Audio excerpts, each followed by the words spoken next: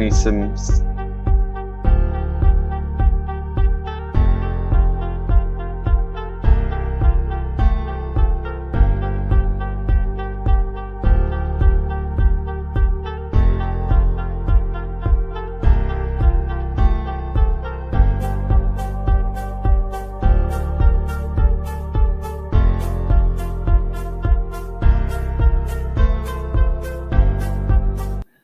Hello, I'm Dr. Sandra Cabot.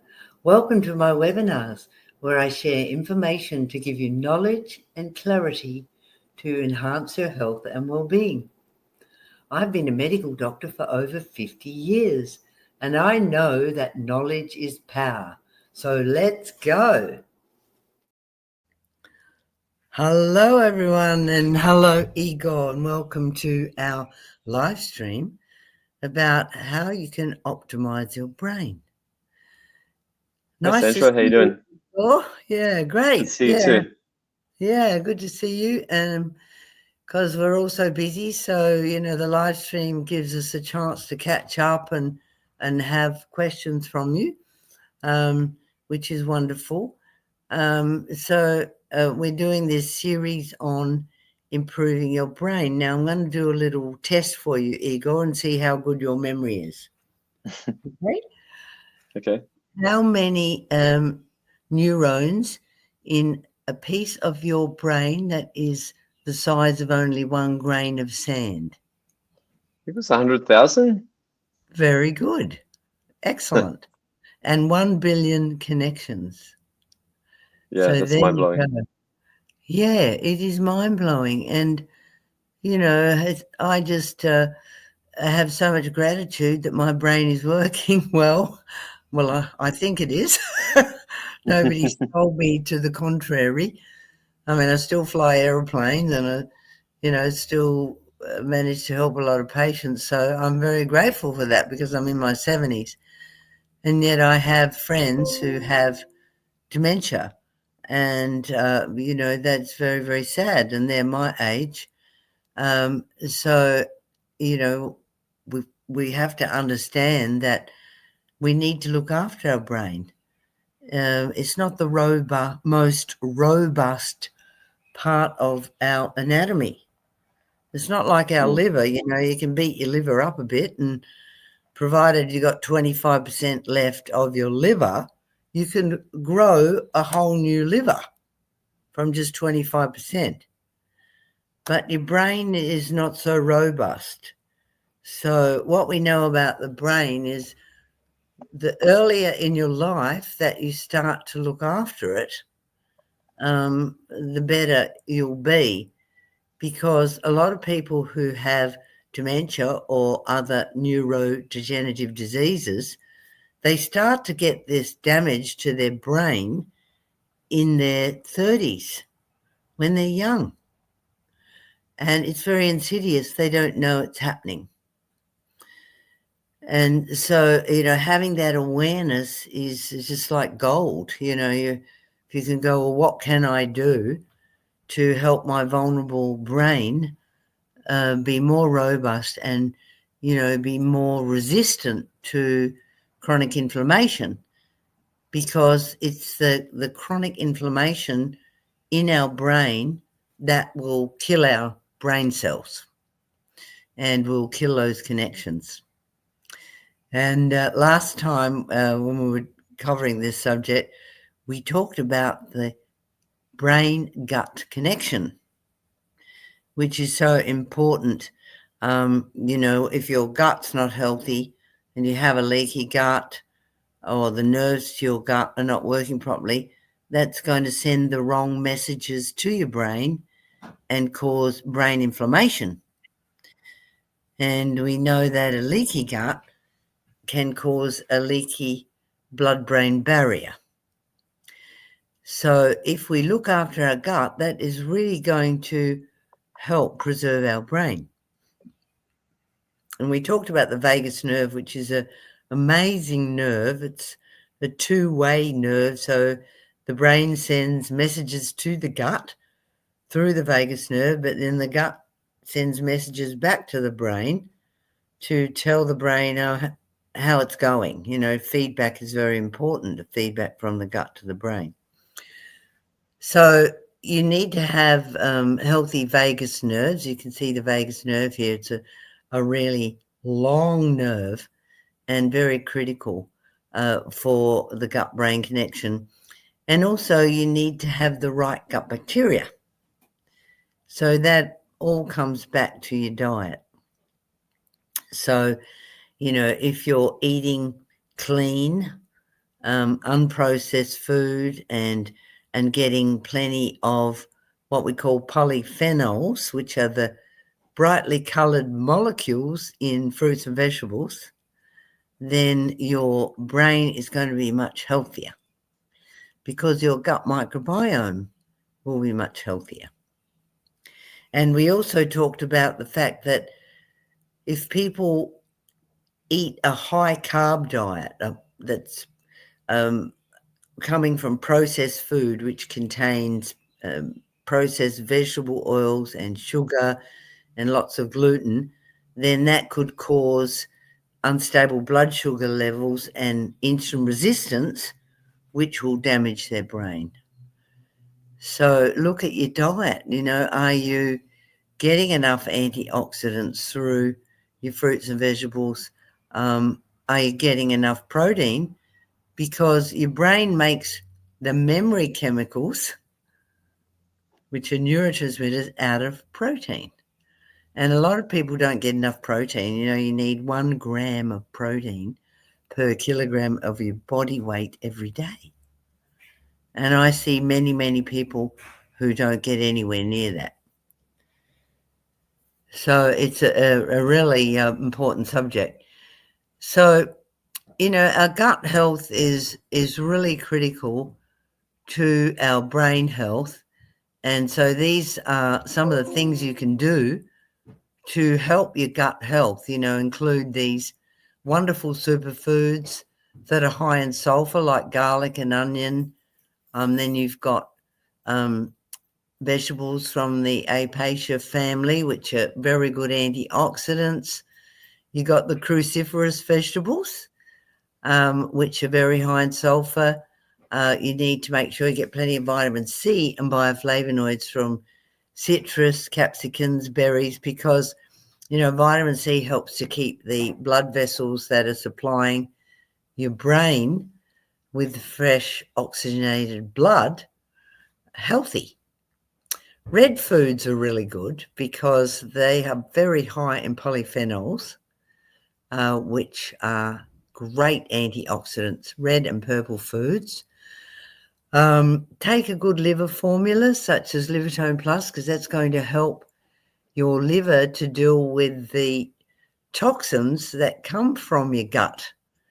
So everything you eat is absorbed from the gut and it goes straight to the liver. So the liver is the gateway to your bloodstream.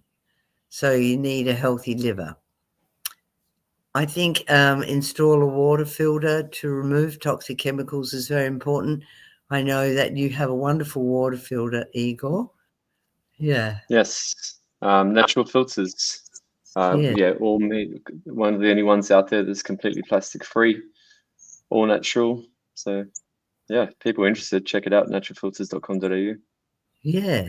Shameless plug, sorry. Yeah, go ahead. Yeah, no, it's good to give things a plug because, it's not an expensive water filter, so people on a budget can use your natural filter. There's some out there that are really, really expensive. So yeah, this is definitely a lot more accessible. It's even cheaper than the Brita ones from Kmart. Yes. Wow. And it's plastic free, which is great because we know that, microplastics do accumulate in the brain and, taking up room there, which we really need for our brain cells. So we want to reduce our exposure to plastic. And if we do have the wrong gut bacteria, maybe we've had a lot of antibiotics, which is really bad for our microbiome. Maybe we've had food poisoning. Maybe we've had a bad diet for years. Then we're going to have the wrong gut bacteria. So you can use natural antimicrobials such as Bacticlear, which contains berberine and thyme and oregano, all those wonderful herbs that kill bad bacteria without side effects. Also, fermented foods are good. So your sauerkraut, your kimchi, your kombucha, because they give your body heaps of the good bacteria, give you your gut lots of variety with the microbes. Whereas if you're just taking one probiotic or two probiotics, it might be concentrated, but the variety won't be there that's equivalent to what you'll get in fermented foods. Now, N-acetylcysteine, abbreviated to NAC, is something you should know about because it's a very good brain cleanser. And we know that in brain inflammation, particularly in Alzheimer's dementia, there's a build-up of the wrong proteins, particularly beta amyloid. And NAC is able to break down this type of abnormal protein because really amyloid plaque is a form of biofilm, and NAC is really good at breaking down biofilm. So a lot of studies on NAC and how it can help brain inflammation. And actually recently I had a patient with a brain injury from a car accident, and he didn't fully recover. It wasn't a severe brain injury, but he had a foggy brain, and he was moody, and he just wasn't himself. He couldn't get back to his pre-accident state.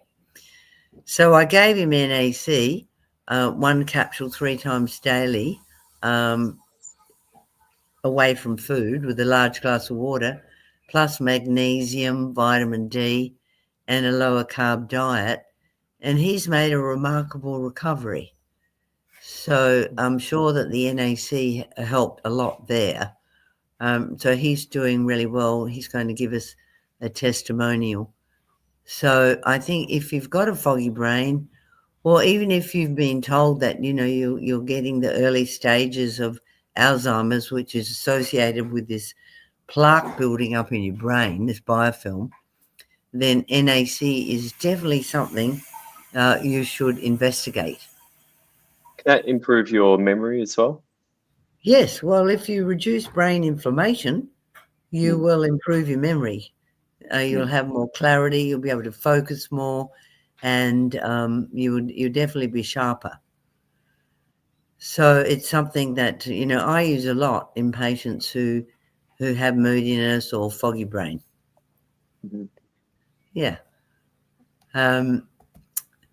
Now, another thing that I like to talk about when it comes to the brain, you can see a nerve there called the olfactory nerve. And that is the first cranial nerve. So that's the nerve that enables us to smell. And you can see there that it actually enters the nasal cavity from the base of the brain, through the base of the skull, the bone that forms the base of the skull. And that has little holes in it. That's called the cribriform plate. So the olfactory nerve travels from the temporal lobes and along the bottom of the brain, and then it sends these little fibers, nerve fibers, down through the holes in the bony skull base into the nasal cavity. That's how we smell. And indeed, one of the symptoms of dementia can be losing your sense of smell. So think about this. That's a very vulnerable part of your anatomy, isn't it? You've got little holes there that are very close to your brain. So that's an area where infection could enter the brain. And when we think about the COVID epidemic, we know that the virus that caused COVID got into the brain through the base of the skull. And one of the symptoms of COVID was loss of smell. So we know that viruses and other bacteria can get into the brain through that route. It's a very vulnerable part of your anatomy. So what you want is that part of your nasal cavity to be healthy. You want the local immunity in that part of your nasal cavity to be strong and healthy. So a lot of people suffer with allergies, right? They're sneezing, they've got sinus, and they use steroid sprays. They spray these things up their nose. And what that will do is that will weaken the local immunity at the bottom of your skull there, where the olfactory nerve is entering your nose. So I'm not a fan of those steroid sprays. I like to treat, the allergies in a more scientific way, really, and that is to treat the gut and go on a low histamine diet and, to take some supplements that will help to strengthen the mucous membranes in that part of your nose. So your vitamin C, your vitamin A, your selenium, zinc, vitamin D. And if you do want to use a spray, you can use something like colloidal silver, nasal spray, and that's not going to weaken the local immunity in that part of your nasal cavity. So that's interesting, isn't it? Yeah, I've actually had my olfactory nerve severed during brain operation. Oh, you had the olfactory nerve. So we've got two of them. So did you keep one? No, they're both gone. I don't have any sense of smell. Oh, yeah, that was when you fell off the building and had a brain injury.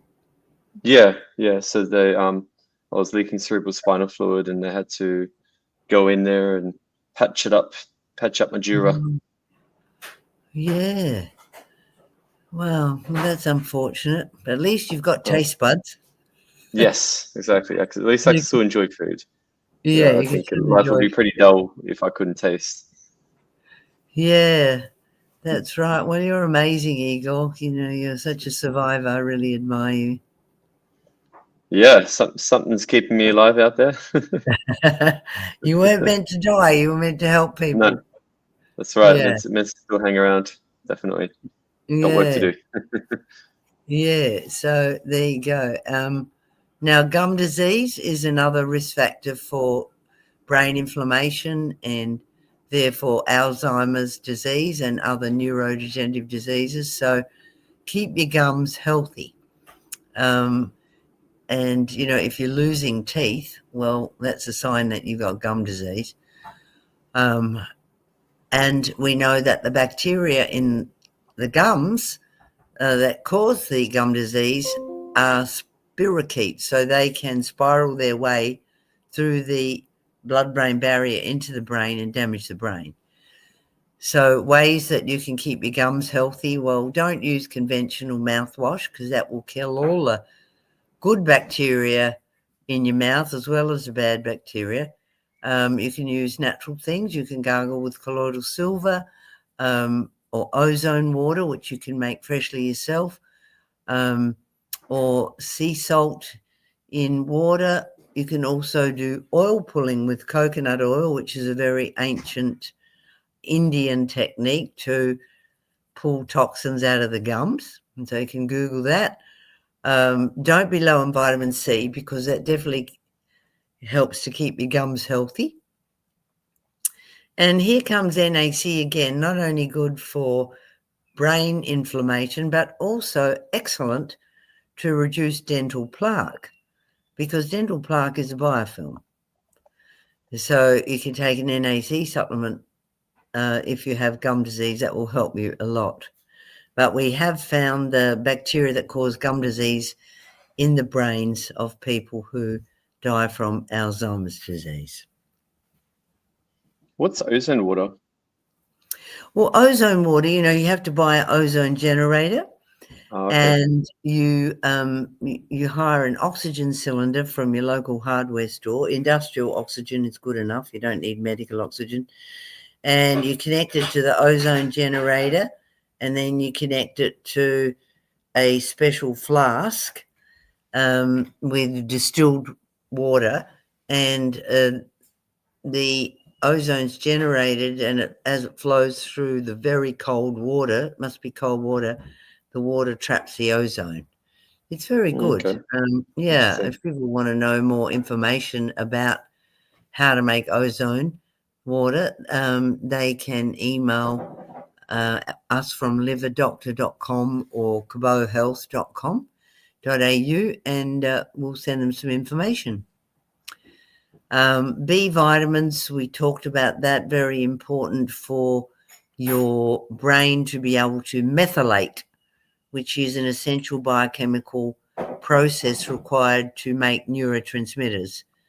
So the foods high in B vitamins, your green leafy veggies, your sprouts, make your own sprouts, eggs, meat, poultry, fish, nuts and seeds. And we know that if you've got plenty of B vitamins in your body, there'll be less shrinkage of the grey matter in your brain as you get older. So you can see here there's two slides. The one on the left is a healthy brain showing the neurons in purple, and you can see the connective tissues between the neurons. And you can see on the right a brain with Alzheimer's. You can see the plaque there, that's the brown plaque. And that builds up in the brain in people with Alzheimer's. So that's an abnormal protein. And it's a little a bit controversial, and people debate, well, is the plaque the cause of Alzheimer's, or is it the result of the chronic inflammation in the brain and not the cause? Or is something else the cause of the plaque? Yes, that's my opinion. The cause of the plaque is a build-up of waste products in the brain. It's just abnormal dead protein. It's useless. And you can see it on a PET scan in patients with Alzheimer's. And there's also blood tests now that we can detect the build-up of the beta amyloid protein and the other abnormal proteins in the brain, which are the hallmark of Alzheimer's. And these are new blood tests. They're available in America, but unfortunately not yet available in Australia. They're brilliant tests, and I think that, in a few years, everybody who's got a family history of dementia will be having these tests, because there's so much you can do to improve your brain. You've got plaque, well, you want to try and break it down. And you can with nutritional medicine and diet. And there's huge studies going on in America, really spearheaded by a neurologist called Dr. Dale Bredesen. And he's getting wonderful results in just using supplements and dietary modification and exercise in reversing the medium to early stages of Alzheimer's. So we're not talking about advanced Alzheimer's, but, we need to pick these things up early, because we can do so much to reverse it. And I've heard of the Bredesen protocol. He's got like a protocol, right? Yeah. The Bredesen protocol, and it's still being researched. There's ongoing clinical trials, and they report the results regularly. Mm-hmm. But if you want to clean up your brain, this is just rubbish building up. These are the things that can help. Selenium, zinc, magnesium, they're minerals. Iodine is another mineral that's critical for brain health. Do you know what your iodine level is? Maybe you don't. Have a urine test to find out. N-acetylcysteine, we know it breaks down biofilm, and amyloid beta plaque is a form of biofilm. Vitamin C, are you getting enough vitamin C? Vitamin D is very anti-inflammatory for the brain. Do you know what your blood level of vitamin D is? You should be over 100. You don't want it to be just at the bottom of the normal range. That is not optimal.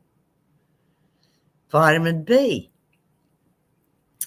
Most people get enough vitamin D in their diet, but the most critical one is B12.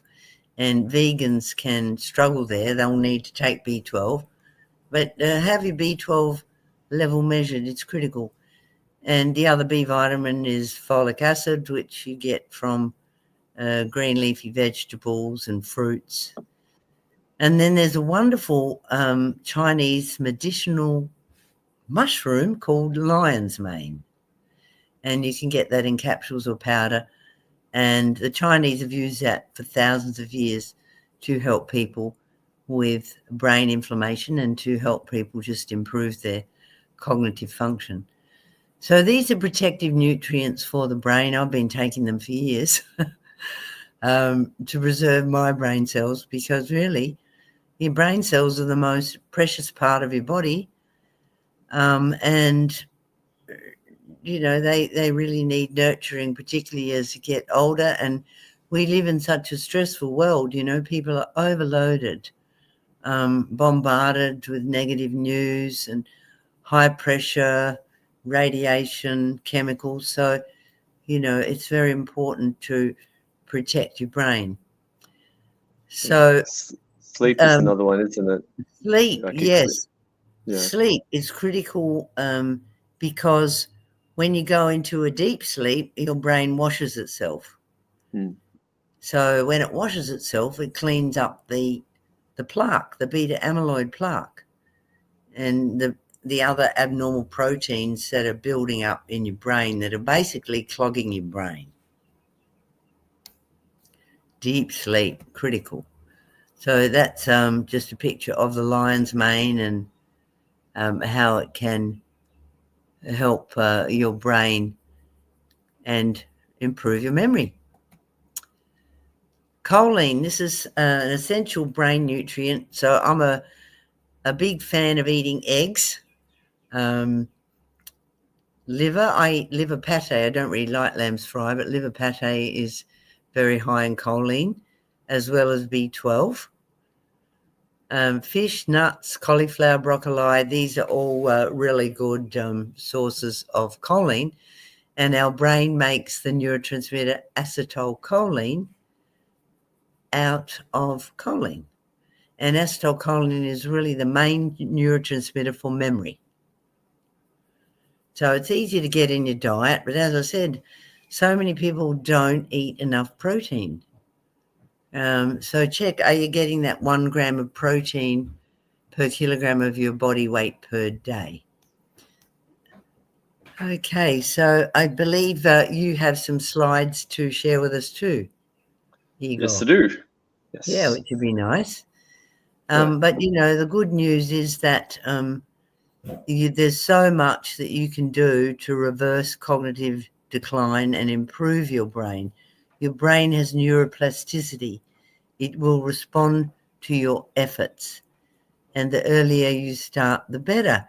And, you know, soon we will have these wonderful blood tests, which we'll go into in more detail in our further presentations on the brain.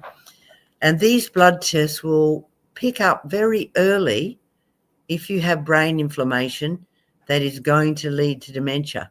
So you'll be able to really do something early in your life and you'll be able to prevent dementia. Great news. That's good. Yeah. Right. So we just got to remove your presentation. We just had mine. Yes. Here's one I prepared earlier. Yes. So first of all, I just want to apologize to those people on Facebook who, because the stream dropped out from Facebook. So that's why the first minute I was a bit vacant trying to sort that out, and I had to remove it and re-add it in. So sorry to those people on Facebook. Thanks for finding our new stream on Facebook. If anything, they are a resilient bunch. Good. Oh, there's been so many glitches in the internet lately. I mean, the Amazon data center, the cloud crashed yesterday, and that caused major outages globally. So, Yeah. Wow. Yeah. Major outages worldwide. So, Yeah, I did yeah. notice some things were a bit off last night, so that must have been related. Yes. Yeah, we're reliant on these things that are actually very vulnerable, Yes, indeed. The just like internet our is brain. vulnerable. Yes. Our collective brain and our internal brain. So yeah, what I want to talk about is I really want to focus on cognitive behavioral therapy, which is a very powerful psychological technique, which a lot of psychologists have actually specialized in just because it's so powerful in addressing so many things, specifically depression. But yeah, ultimately, it's yeah, I'll go into it. It's ultimately can help shape our mood, health, and everything else. So it's really quite central to a lot of things. It's how we view the world is how it is at the end of the day, and it actually impacts how whether our cells are in contraction or expansion, just like the work of Dr. Bruce Lipton talks about, and so many other aspects of our health. So, what is CBT? Cognitive behavioral therapy. So, it's basically a structured, evidence-based approach that helps people identify unhelpful thought patterns, break the loop between the belief and the emotion, and form new empowering habits and ways of thinking. So we're all going through this world together. We're all seeing things differently. You know, you could two people could see the same thing and have a different reaction to it. And why is that? That is because we all have different programs within us.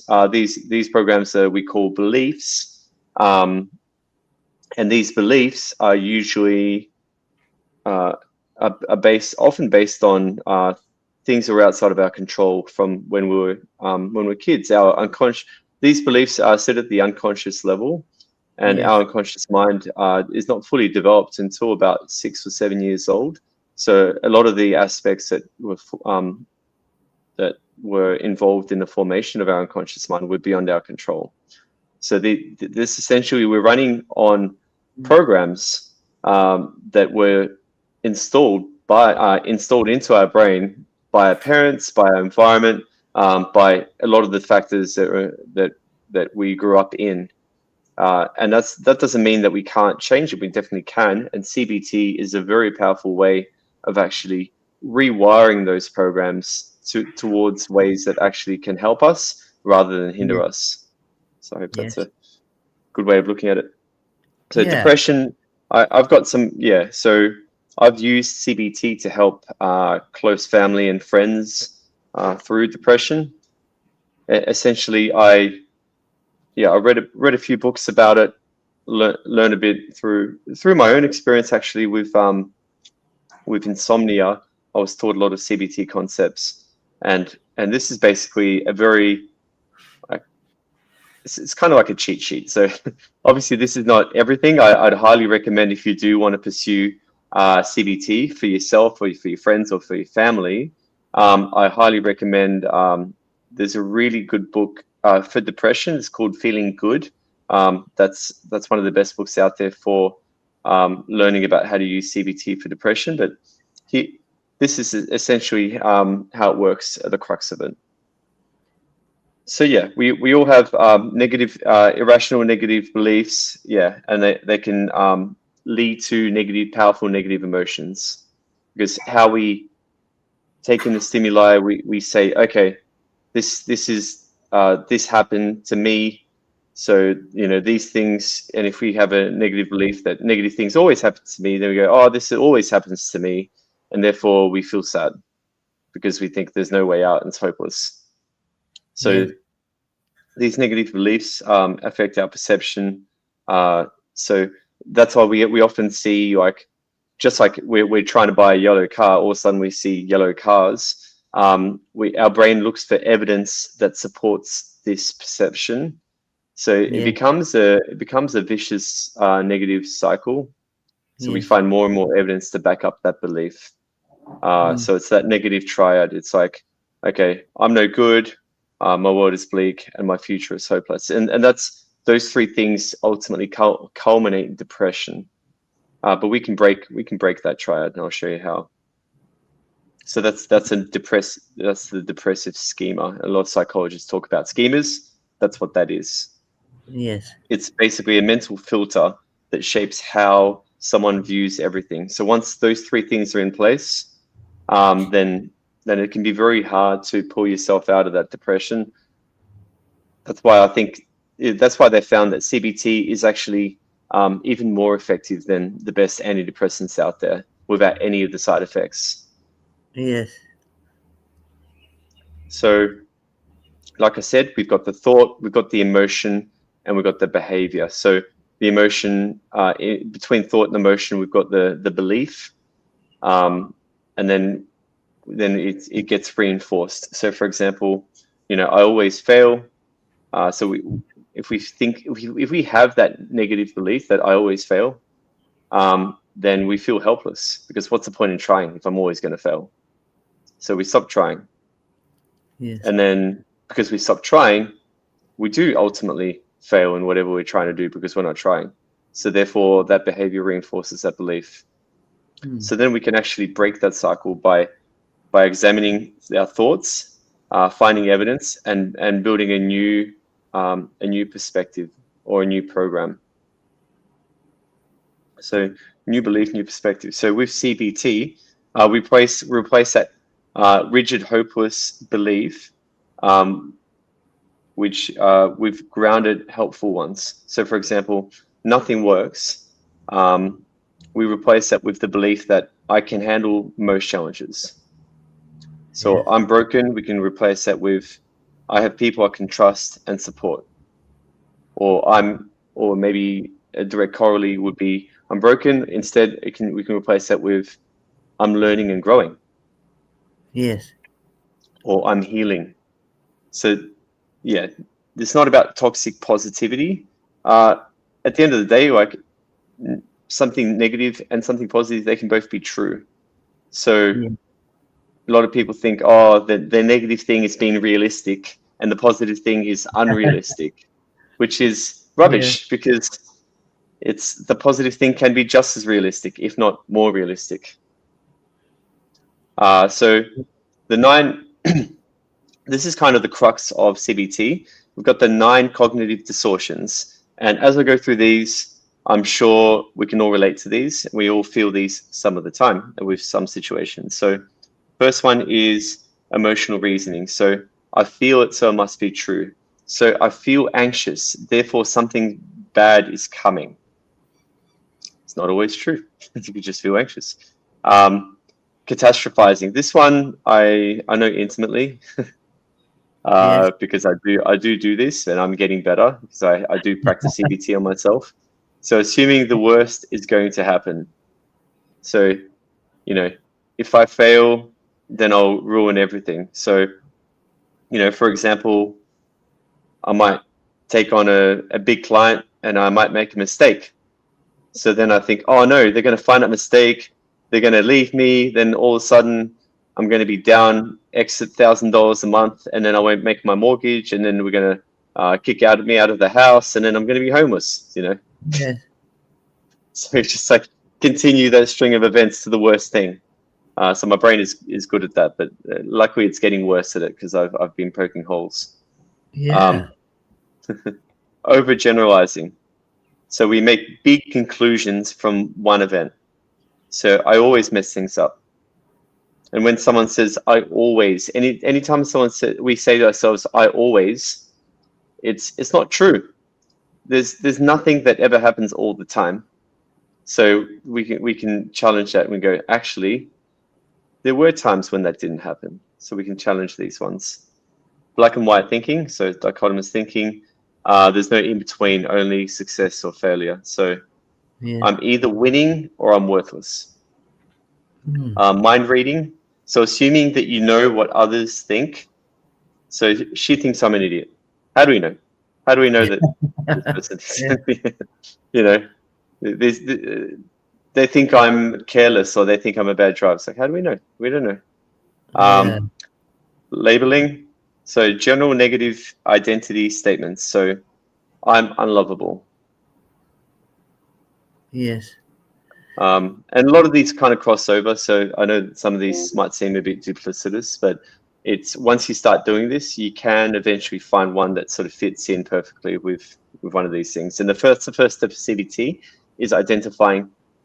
You write down the thought and you go, where does it fit in? Which of these cognitive distortions does it fit in? And it might fit in a couple, and that's okay. But it's important to identify where it fits in. So negative filtering. So we're only seeing what's wrong. So nobody likes me. Again, that might also fit into black and white. And discounting positives. So ignoring good outcomes.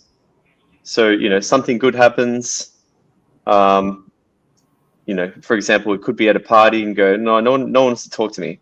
And someone does actually talk to me and go, oh, but, they were probably just trying to get something out of me.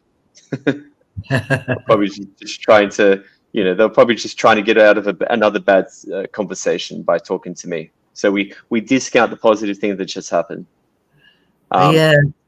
It's all about self-esteem, isn't it? Well, yeah. You have to rebuild someone's self-esteem. If it's been shattered, during childhood, and it's still hanging around in the subconscious mind, it has to be reprogrammed. And I think the growing of a new neural pathways that comes from changing your thinking is a very good exercise for your brain, physically and emotionally.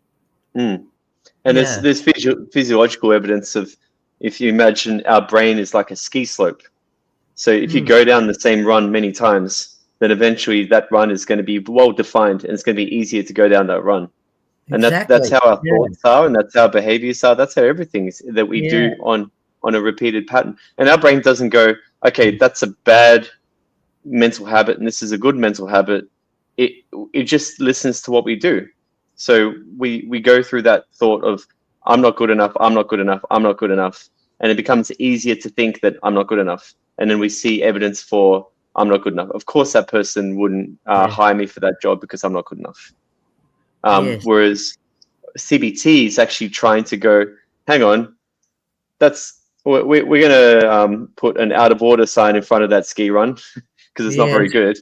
And we're going to try and carve out a new ski run down this way, which is more positive. So, and that's developing a new neural pathway in your brain that will actually change the brain cells and their connections.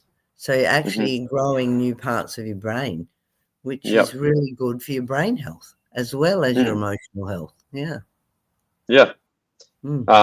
So the more we start skiing down the more beneficial thought or belief, then the easier it becomes over time. So, just like starting anything new, if we're used to saying, I'm not good enough, and then we start thinking, actually, there are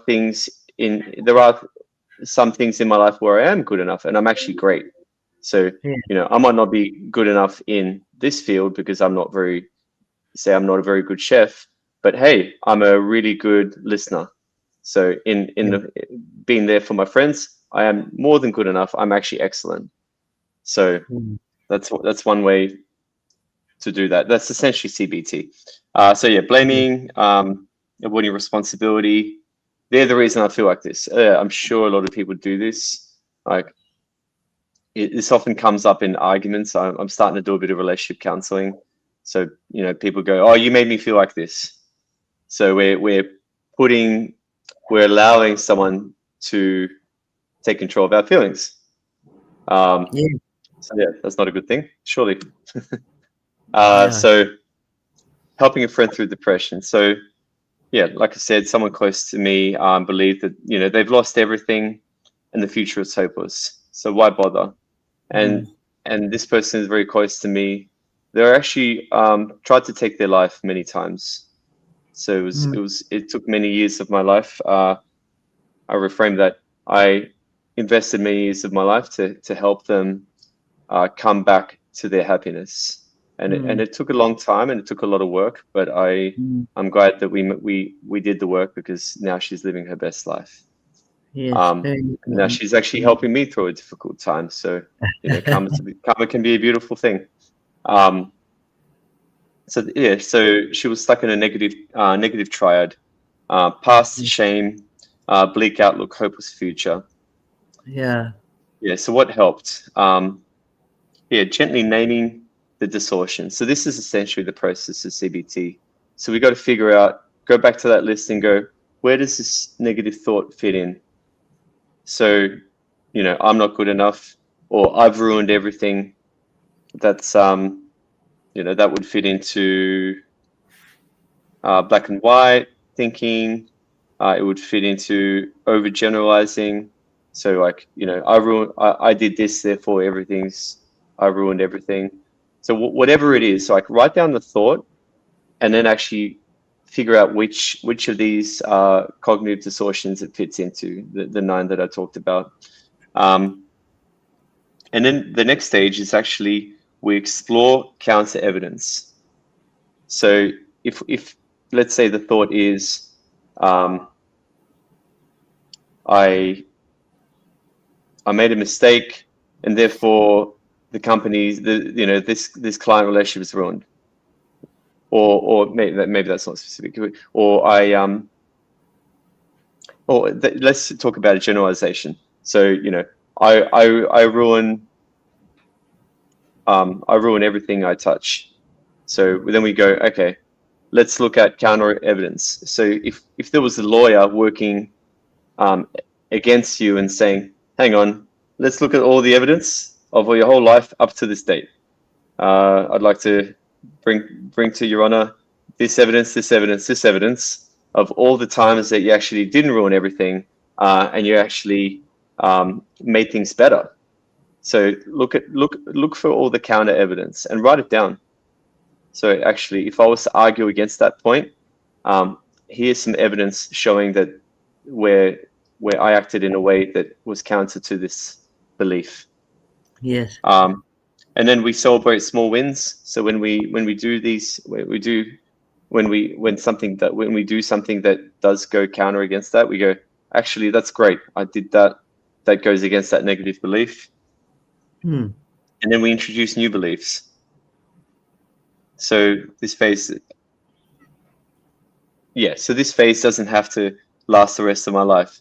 There is a light at the end of the tunnel, for example. So if that's a counter belief to everything's hopeless. Yes. So if everything's hopeless, we go, actually, here's some evidence showing that there are hopeful things in the future.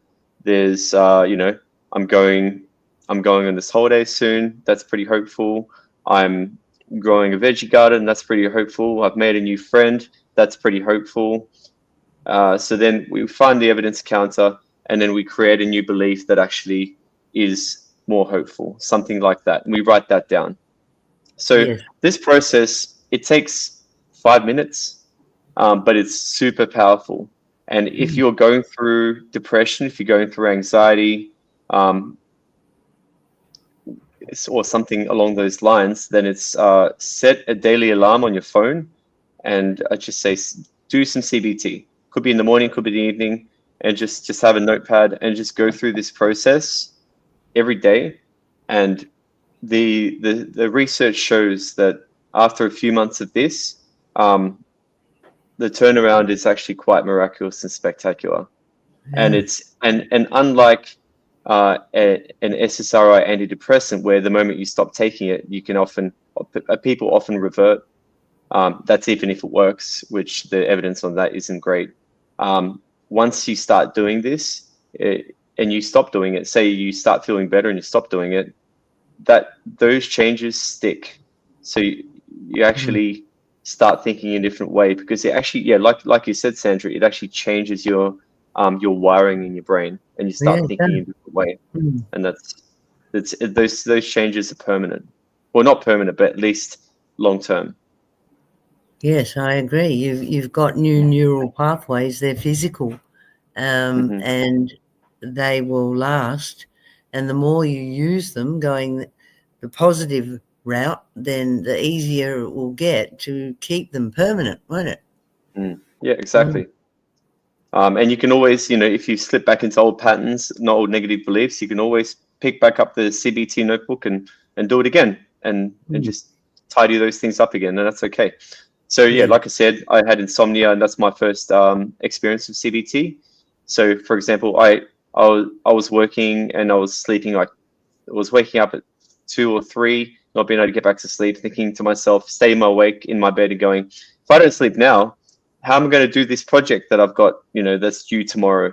If I don't sleep now, how am I going to get through my workday? I'm going to make mistakes. I'm probably going to lose my job. So it's just like negative thought loops, catastrophizing again. So that's when I started doing CBT and go, hang on, last time I didn't sleep very well. I still got through the day, and it was okay.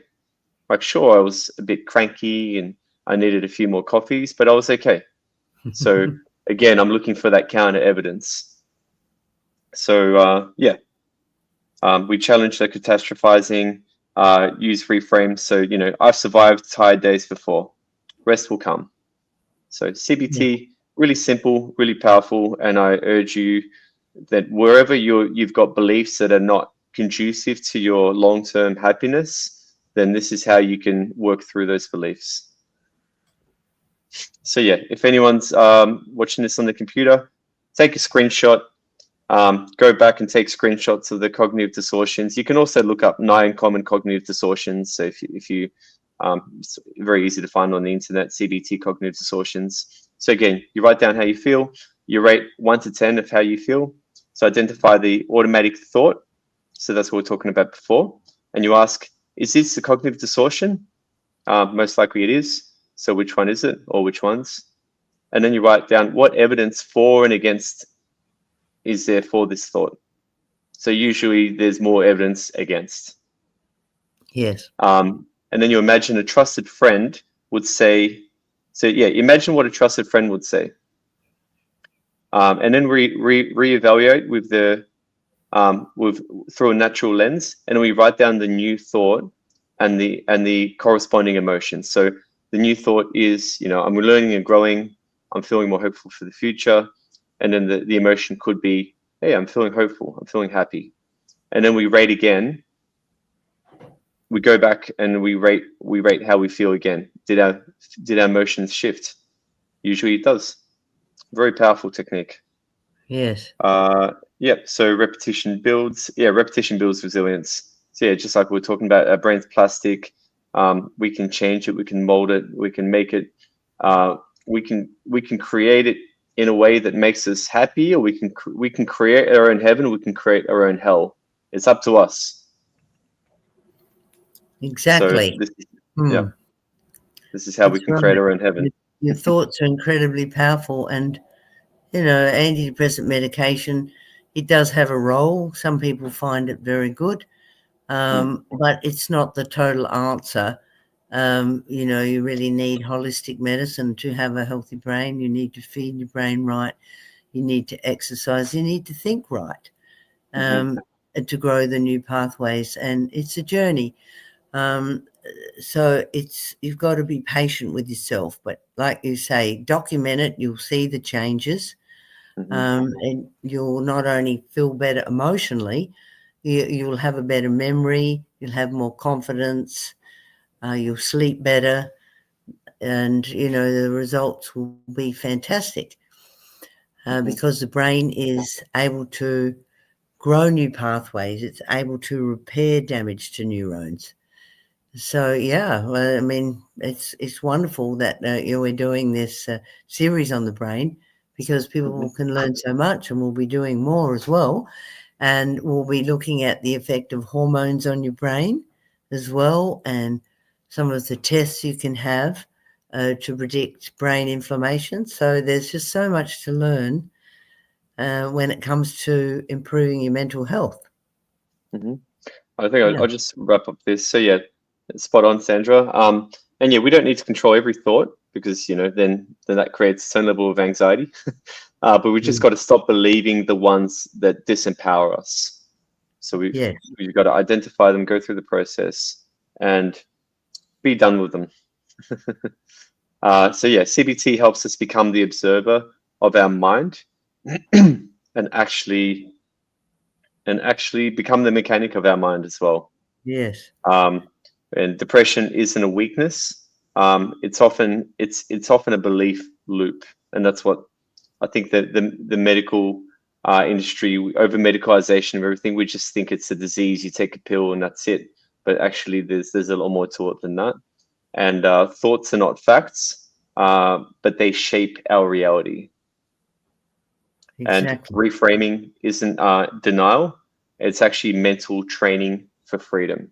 So we can be free to experience life just like we want it. So Exactly. that's me. I do coaching. If anyone's interested, take a screenshot, reach out. moki-coaching.com. And that's it for me. Yeah. Well, that was great, Igor. And, I think it's going to help people to improve their self-esteem if they realize how much power is in their thoughts. Think about visiting the counsellor or a psychiatrist. Well, they're not with you 24/7, are they? Yeah. I mean, your companion is your mind. It's your brain. It's your thoughts. So you want to have a nice companion. You want to have a positive companion, a happy companion that tells you, I'm fantastic. I can do this. I'm great. Wow, look what I can do. Children are like that. They're not worried about negativity. They just try something, and if they fail, they get up and do it again. So it's a bit like reclaiming your inner child and seeing things from a fresh perspective, and getting a new companion that you live with, your brain. And it's a lot more friendly, it's a lot more happy, but you have to learn how to do that, don't you? You have to relearn and get rid of the old habits. Yeah, because often most of us walk through life with a bunch of critics. Yes. But instead, we got to fire those critics, and we've got to Yeah. replace them with cheerleaders. We do. We do. We have to train our brain to be positive. Yeah, to be our good friend. Mm-hmm. Yeah.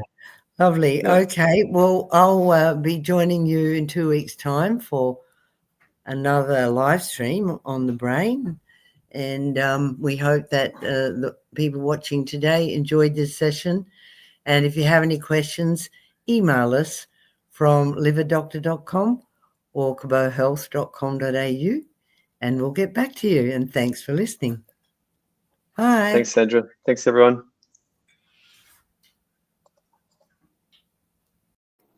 Well, thanks for being part of our webinar. If you have any questions or new topic suggestions, email us at support@liverdoctor.com. And don't miss our next webinar. Be sure to follow us on social media and subscribe to our newsletter at liverdoctor.com. Bye for now.